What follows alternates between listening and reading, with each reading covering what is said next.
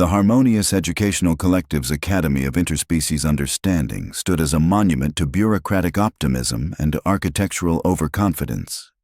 17 different species had contributed to its design, which explained why the cafeteria had both underwater sections and lava pools, while the dormitories featured oxygen-free chambers adjacent to rooms that could only be described as aggressively ventilated. The Academy's motto, carved in 43 languages across its crystalline entrance, proclaimed, "Where young minds meet in perfect safety." The irony of this statement would become apparent soon enough. Headmaster Blenth surveyed his domain from his office, all 6 arms simultaneously shuffling through orientation paperwork, while his prey animal ancestors whispered nervous warnings in the back of his elongated skull. His species, the Zephyrians, had evolved on a planet where the most dangerous predator was a particularly aggressive flowering plant, which explained their natural tendency to treat everything larger than a pebble as a potential threat. This evolutionary quirk made Blenth exceptionally qualified to run an academy dedicated to conflict-free education, though it also meant he kept the emergency escape pod hidden behind his desk and updated his will weekly. The Academy's reputation for safety wasn't entirely unearned.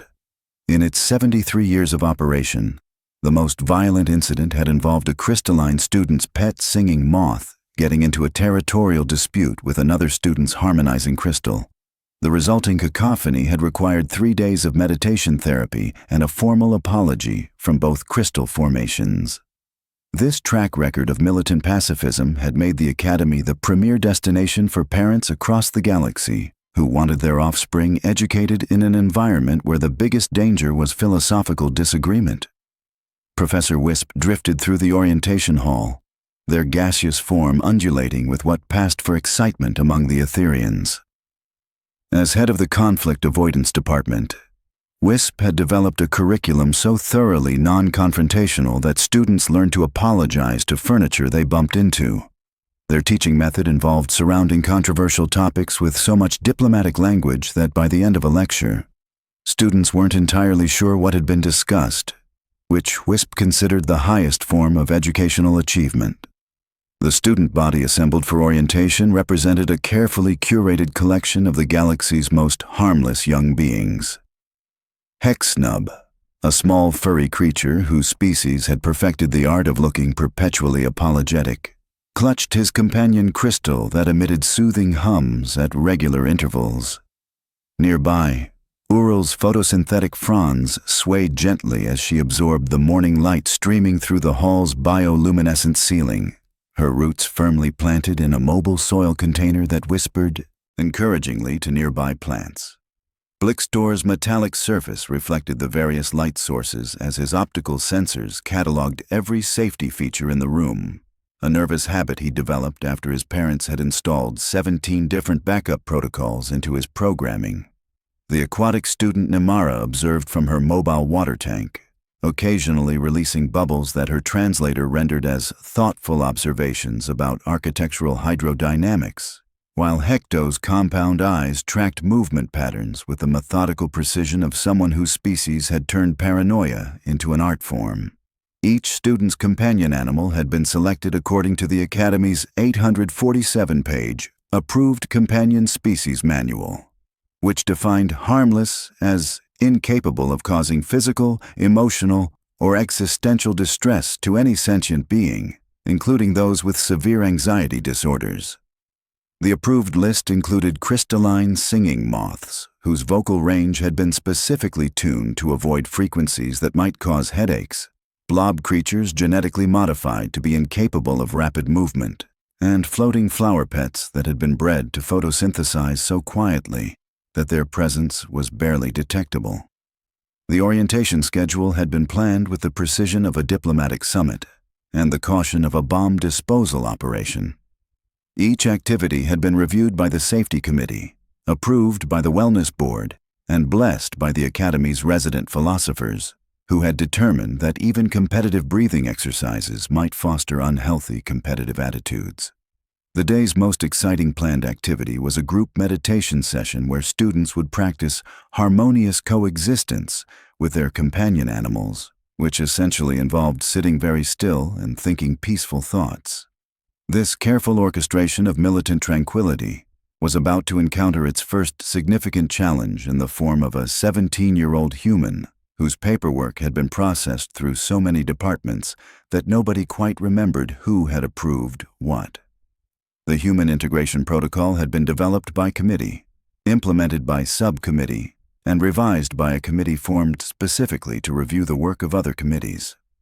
The result was a bureaucratic masterpiece of circular logic and redundant approvals that ensured every decision was someone else's responsibility.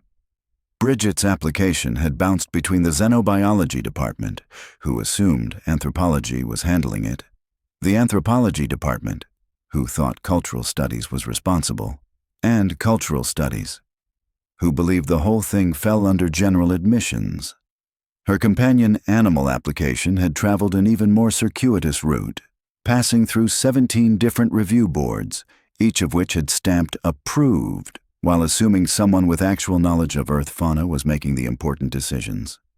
The human transport vessel had arrived precisely on schedule, which was suspicious enough among species that had learned to expect delays, mishaps, and the occasional existential crisis during interstellar travel. Bridget emerged from the ship with the casual confidence of someone who had never encountered a safety protocol she couldn't cheerfully ignore, carrying a travel container that made soft whimpering sounds and occasionally emitted what could only be described as enthusiasm noises. As she approached the Academy's reception area, her arrival triggered a cascade of subtle biological responses among the assembled faculty. Blenth's 6 arms began their species' traditional potential threat assessment gesture, which involved rapid paper shuffling and nervous glancing toward escape routes. Wisp's gaseous form contracted slightly, a reflexive response that among Etherians indicated either deep thought or moderate panic. Instructor Malefax's crystalline surface began displaying stress patterns that translated roughly to, "This was not covered in any of our training materials." The moment arrived with the casual inevitability of a bureaucratic disaster. Bridget set down her travel container, flipped open the latches with practiced efficiency, and announced with cheerful pride, "Everyone, meet my companions, Bandit and Chaos." 2 furry projectiles exploded from the container with the barely contained energy of young predators who had been confined in a small space for several hours and were now confronted with an entire academy full of new friends who didn't yet know they wanted to play. Bandit, the male of the pair, possessed the natural curiosity of his species combined with the fearless enthusiasm of youth. His ears perked forward as he took in the assembled crowd of alien beings, his tail beginning the rapid oscillation that among German shepherds indicates either extreme happiness or preparation for vigorous play. Chaos, slightly larger and more observant, maintained a protective stance near Bridget while conducting what appeared to be a tactical assessment of the room's layout, exits, and potential hiding spots for future games of chase. The collective intake of breath from the assembled aliens created a small atmospheric disturbance that briefly disrupted Wisp's gaseous form. Hexnub's fur stood on end as his species' prey instincts began broadcasting warnings about alert predators in assessment mode. Ural's fronds rustled with what her translator interpreted as philosophical concern about the natural order, while Blixter's optical sensors began rapid-fire data collection on bite force calculations and pursuit speeds. Headmaster Blenth's carefully maintained composure cracked with the sound of administrative dreams dying. His voice, when he finally managed to speak, carried the tone of someone discovering that their insurance policy didn't cover acts of human optimism. Those are Earth canines, terrestrial predators, apex, hunters from a Class 5 death world. Bridget looked genuinely puzzled by the reaction. "They're puppies," she explained with the patient tone reserved for stating obvious facts. "Baby dogs. They're literally harmless. Look, Bandit's tail is wagging so hard he's going to knock himself over." As if summoned by her words, Bandit's enthusiastic greeting display reached critical velocity, causing him to spin in a small circle while trying to simultaneously sniff everything within a 3-meter radius. The tail motion indicates hunting excitement, Malefax whispered, her crystalline form shifting to emergency communication frequencies. And those dental displays. Those are smiles, Bridget said, her own patients beginning to show stress fractures. They're happy. They want to be friends. They've never hurt anyone in their entire lives, which granted is only 4 months, but still. Chaos, as if determined to prove the point, approached the nearest group of students with careful, measured steps, lowering her head in what any human would recognize as a playbow, but which registered to the alien students as predator assuming attack position. The orientation hall fell silent except for the sound of Bandit investigating a decorative plant with the thorough enthusiasm of a creature for whom smell constituted a primary sense. The carefully planned schedule of harmonious coexistence activities suddenly seemed as relevant as a snowball's vacation plans in a supernova. Somewhere in the Academy's administrative offices, 17 different emergency protocols began activating simultaneously, each one assuming the others would handle the actual emergency response. Professor Wisp managed to pull their scattered particles back into a roughly humanoid shape, a process that took several minutes and resulted in what could charitably be described as a gaseous approximation of their usual form. Perhaps, they suggested in the diplomatic tone of someone trying to prevent an interstellar incident, we should adjourn to discuss accommodation options. Bridget's expression began shifting from puzzled to annoyed, a transition that among humans often preceded the kind of pointed questions that made administrators wish they'd chosen careers in something safer, like volcano exploration or black hole photography. Accommodation options? They're house-trained, fully vaccinated, and better behaved than most of the kids I went to school with on Earth. What exactly is the problem here? The problem, as it turned out, was about to become significantly more complicated than anyone in the room had anticipated. But that particular discovery would have to wait for the emergency faculty meeting that Headmaster Blenth was already scheduling in his head, along with updates to his will and a strongly worded letter to whoever had approved this catastrophic breach of Academy safety protocols. For now, the Harmonious Educational Collective's Academy of Interspecies Understanding had achieved something unprecedented in its 73-year history. A moment of perfect, terrified silence, broken only by the sound of a young German shepherd discovering that alien furniture made excellent chew toys, and the quiet whimpering of several dozen beings whose worldview was undergoing rapid and unwelcome revision. The emergency faculty meeting convened in Conference Room Alpha 7, chosen specifically because its reinforced walls had been designed to contain philosophical disagreements that might escalate to passionate debate. Headmaster Blenth had activated Protocol Omega Peaceful, which meant all sharp objects had been removed, the lighting had been adjusted to maximum serenity, and calming pheromones were being pumped through the ventilation system at therapeutic levels.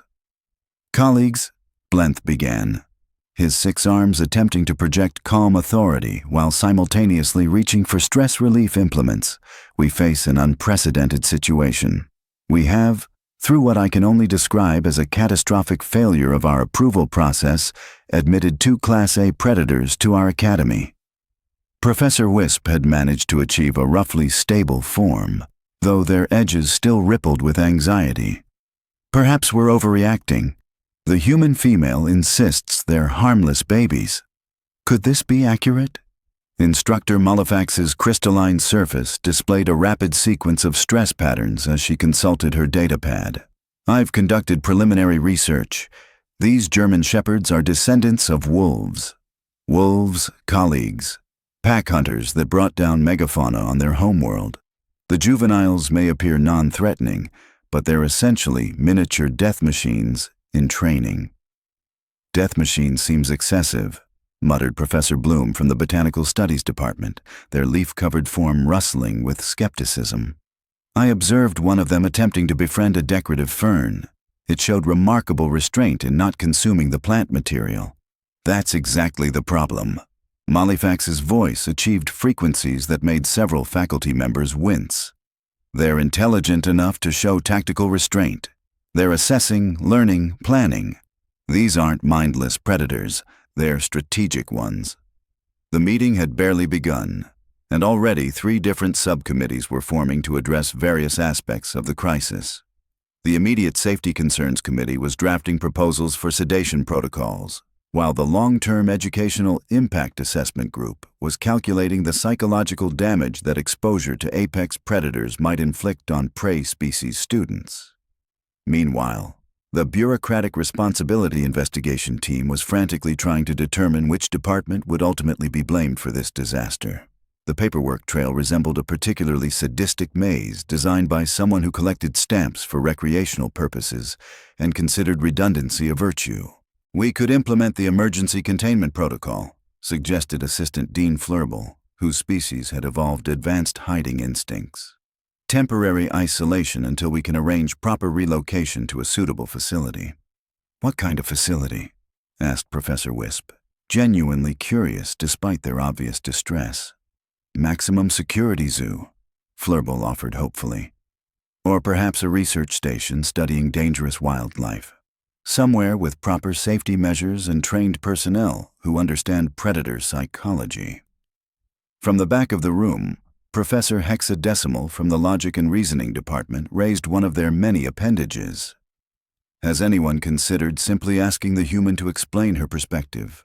We're making assumptions based on instinctual responses rather than gathering actual data."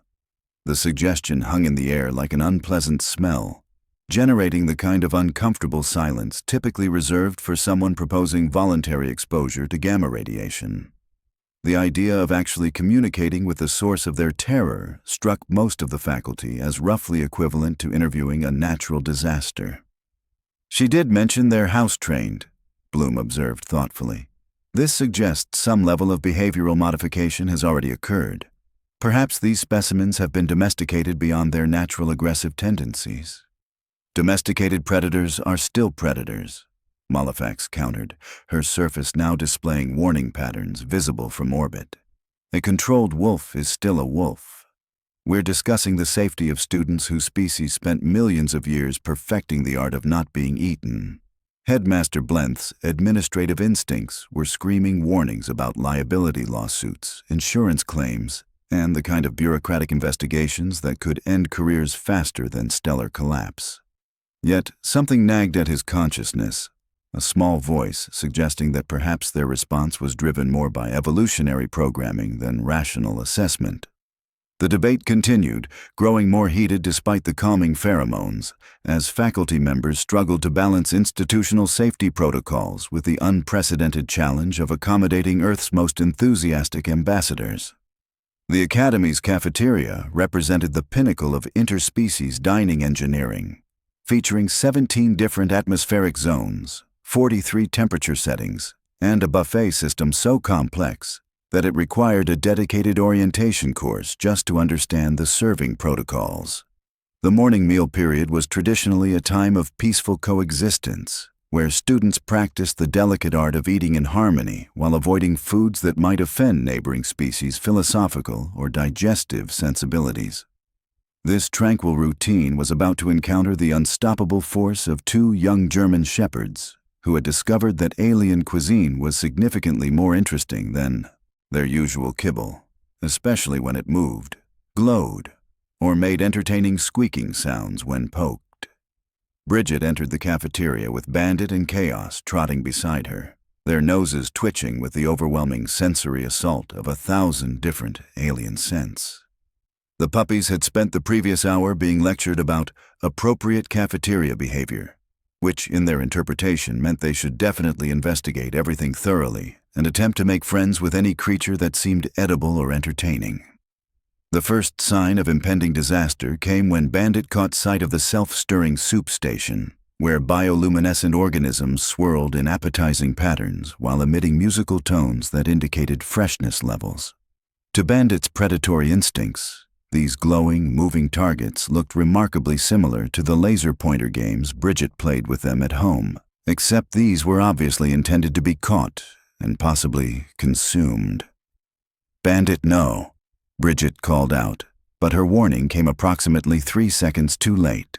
The young shepherd launched himself toward the soup station with the enthusiasm of someone who had finally found a toy that fought back.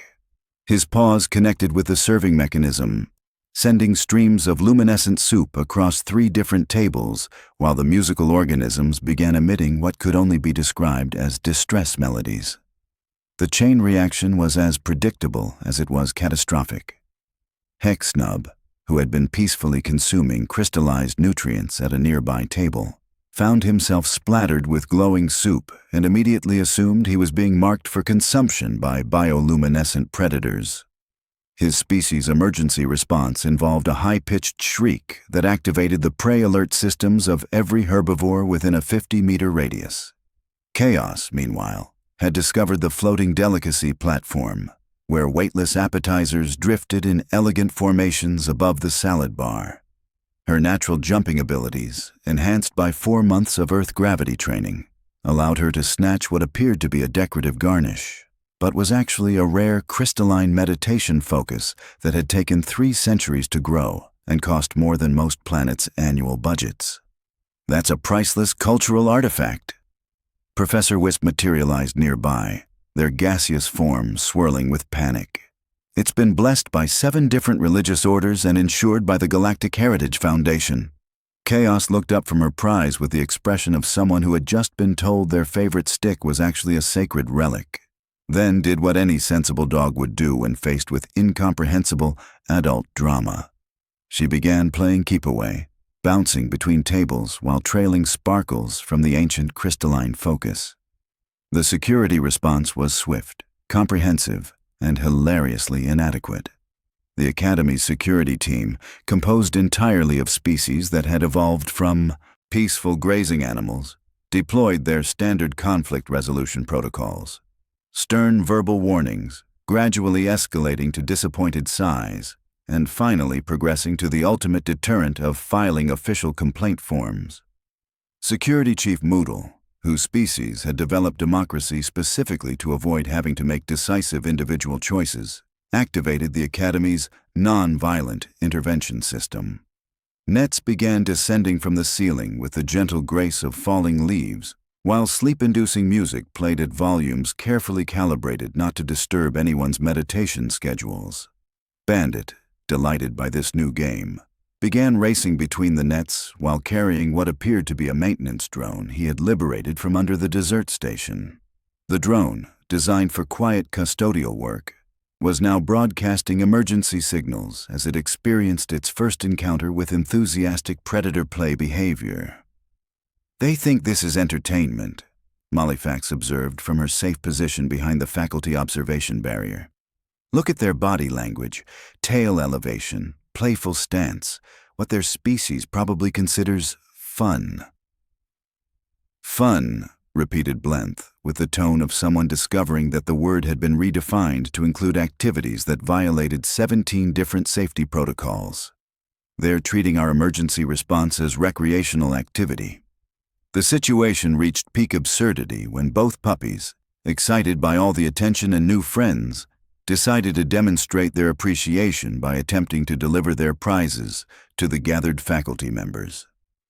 3 months had transformed the Harmonious Educational Collective's Academy from a monument to excessive caution into something resembling an actual educational institution, though the change had been as gradual and reluctant as continental drift.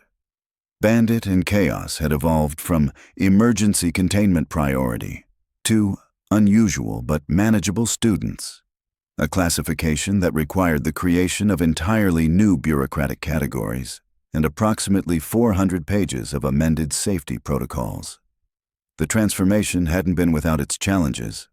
Bandit had required extensive negotiations to convince him that the Academy's meditation crystals were not, in fact, elaborate chew toys, while Chaos had needed several diplomatic interventions to understand that Hexnub species grooming rituals did not constitute an invitation to helpful licking. Yet somehow, through a combination of patience, creative problem-solving, and the universal power of puppies being irresistibly adorable when they weren't actively causing disasters, integration had occurred. Hexnub now served as unofficial translator for the dog's emotional states, having developed an uncanny ability to interpret tail positions and ear configurations. His expertise had proven invaluable during the Great Sock incident of Week 7, when Chaos had acquired Professor Wisp's favorite meditation. Garment and the subsequent chase had required 3 hours of interspecies diplomatic negotiations. The graduation ceremony represented the Academy's crowning achievement in bureaucratic adaptation. The event planning committee had spent weeks developing protocols for predator-inclusive celebrations, which involved everything from scent-neutral decorations to emergency evacuation routes disguised as ceremonial archways.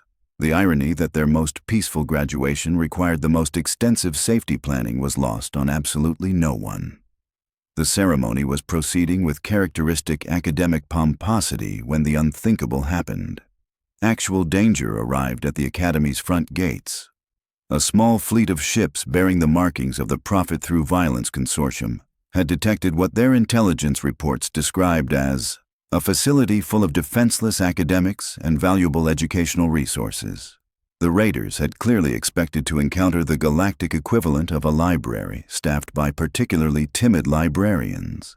Their first mistake was assuming that educational institution automatically meant easy target.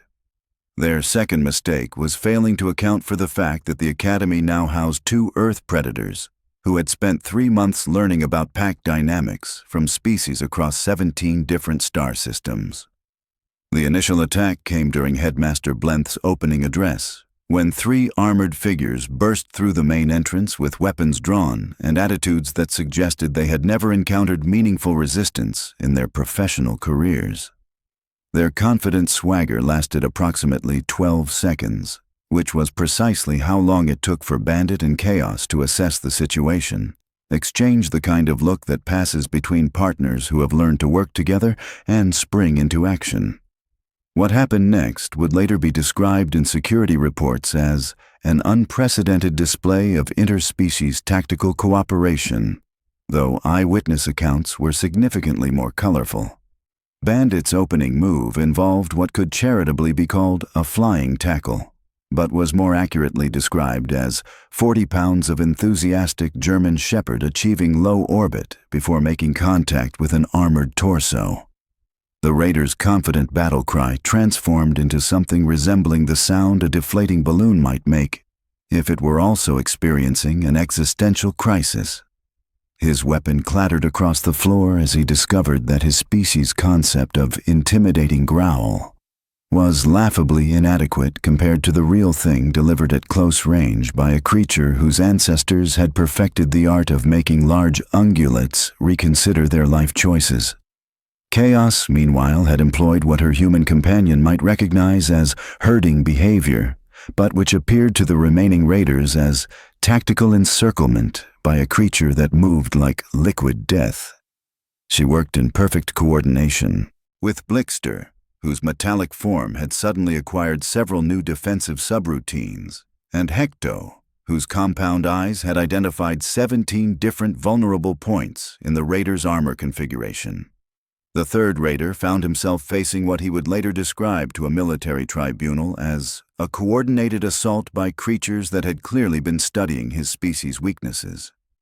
Hexnub, despite his prey animal heritage, had positioned himself to cut off the raider's retreat route, while Uril's photosynthetic abilities had somehow been weaponized to create blinding light bursts at strategically optimal moments.